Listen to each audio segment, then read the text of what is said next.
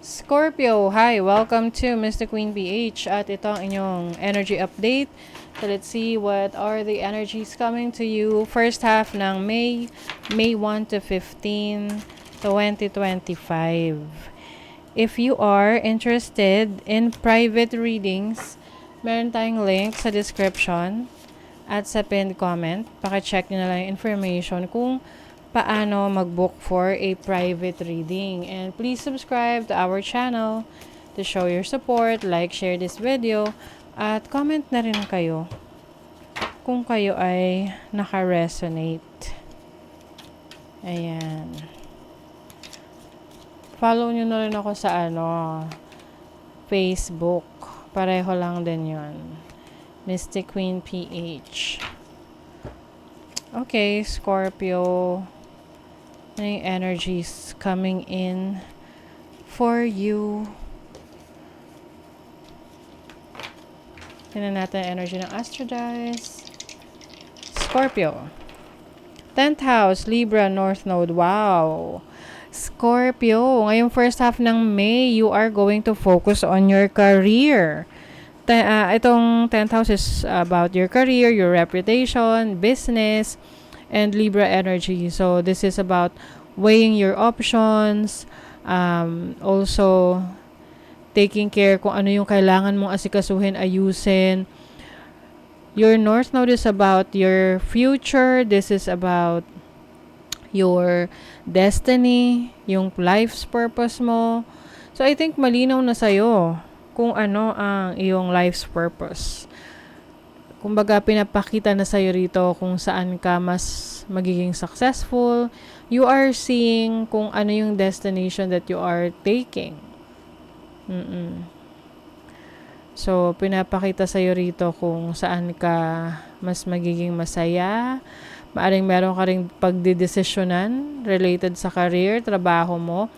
Ngayong first half ng May, may mga options available sa'yo. You have Phoenix. This is transformation. Pagbabalik ng iyong lakas. Oo. So, kung kayo naka-experience ng struggle or problema or parang na-hit nyo yung rock bottom na talagang feeling nyo lahat na nagkanda problema or nagkanda loko-loko na. So, ito na yung pagbabalik mo. You are rising from the ashes. You are rising from the ashes. You also have seer. Itong owl energy is someone na maraming knowledge, wisdom. Yung iba sa inyo, kayo ay talagang matalino, no? Marunong sa buhay. Yung iba sa inyo, itong karunungan, kaalaman, ay nakuha nyo sa mga naging karanasan nyo in the past. And ngayon, marami na kayong kayang gawin. Marami na kayong na-realize sa buhay nyo dahil na rin sa mga pagsubok na pinagdaanan ninyo. Unconscious, sleeping man. So, yung iba sa inyo, maaring meron kayong matutuklasan about yourself, something na nakatago sa inyo before, something na hindi kayo aware. So ngayon, magiging mas malawak na yung pananaw nyo sa buhay. Maaring iba sa inyo, nagkakaroon ng spiritual awakening, you are realizing your worth, you are realizing your purpose. Kaya talagang, you are doing things, ginagawa mo yung best mo para ma-align mo yung sarili mo towards your goals and towards your dreams. You have the 7 of Wands. Yung iba sa inyo, merong mga tao, sitwasyon na pumipigil sa'yo na ma-achieve yung pangarap mo. But I think, hindi ka titigil hanggat hindi mo yan nakukuha. Meron at merong makikipag, sa'yo kompetensya. Oo, kasi hindi mawawala yung mga taong naiinggit, lalo na't nakikita nila na, uy, bumabangon ulit si Scorpio, na, uy, umuunlad ulit siya, 'di ba? May mga tao na masaya, na, which is malungkot na isipin, na may mga taong masaya na ikaw ay bumagsak nung nakaraan, ikaw ay nagka-problema, nagkaroon ng challenge, Pero ngayon, bumabawi ka na, bumabangon ka na. With the star, this is about healing. You are healing your past. You are healing from the pain na naranasan mo before. With the 7 of Wands, you are setting boundaries. Nagiging maingat ka na sa mga taong pagkakatiwalaan mo. Pipiliin mo na lang kung sino yung dapat mong makasama, dapat mong paniwalaan. With the 3 of Cups, you have a celebration. I think meron kang wish fulfillment dito with the Star card, no? Tsaka 3 of Cups.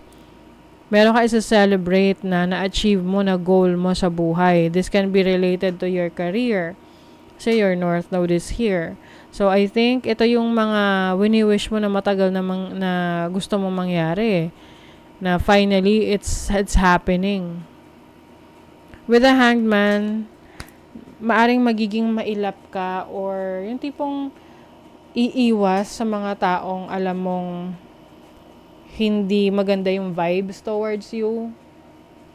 O yung mga tao na medyo sketchy or hindi ka sigurado sa kanilang intention sa'yo. Whether this is a business partnership, sa friendship, or even sa romantic relationships. Meron ka rin, I see you, may iiwasan ka parang dahan-dahan i-ghost mo tong taong to because na-realize mo na hindi siya totoong kaibigan sa'yo or hindi siya totoo, hindi maganda yung intentions niya towards you. Time to act, yes, you are taking action doon sa mga goals mo sa buhay. That's why you are going to reach or you are going to achieve your goals. Someone new is entering your life. Oh, this can be a new friend, a new connection, a new romantic partner.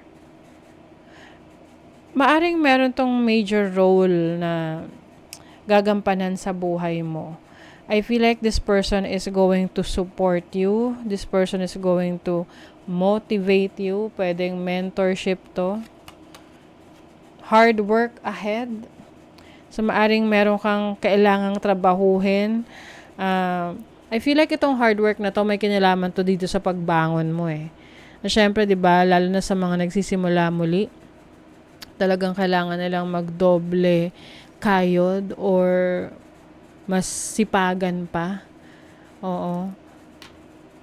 Siyempre, kailangan lang din balance mo, no? Huwag ka masyadong magpakapuyat or magpakapagod kasi syempre sayang naman yung in-effortan mo kung 'di ba magkakasakit ka lang. So, be more aware of your health as well.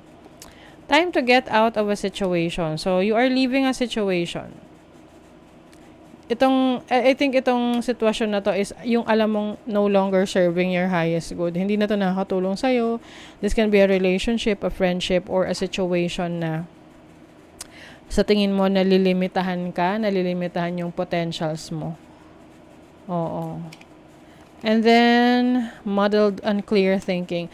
May mga times na parang nalilito ka. Oo. Kaya nga, kailangan mo rin na mag-set ng boundaries. Yung parang wag mong hayaan na maapektuhan ka ng mga opinion ng iba para nakafocus ka doon sa pag-a-analyze mo ng situation mo. Saan ka magte-take ng action? Third house, this is learning. So, maaring time to act, to learn something new, improve your knowledge, improve your skill set. Sino tong someone entering your life? Uy, relationship to. Kung ikaw ay single at wanting to have a relationship, may opportunity for a new romantic partner. Hard work? 8th house, this is about your investment, business, no? Aring hard work ahead rin sa iyong business partnership. If you're working with someone, anong sitwasyon tong iiwanan nyo? 9th house, yung iba, if you are working abroad, maaring may magbabago sa company that you are working for or pwedeng uwi kayo ng inyong home country or lilipat ka ng lugar kung saan ka magtatrabaho. This can also mean Ninth house kasi is your higher learning. Meron dito na nagpupurso ng kanyang higher education pero ipagpapaliban muna para mag-focus muna sa yung finances or career or business. Ano tong muddled thinking? First house. So, may mga times na gulong-gulo ang isip mo. Kaya kailangan bigyan mo ng time sarili mo na magkaroon ng katahimikan ng isip para makapag-isip ka ng maayos. Your true tribe can't show up until you do. How can you show more of the real you? So, this is being true to yourself. Maaring ma-attract mo yung mga tao na ka-align mo, no? Pareho ng mindset mo, pareho ng interest mo. That will help you grow. Okay? So, that is your reading, Scorpio. Thank you so much. See you again.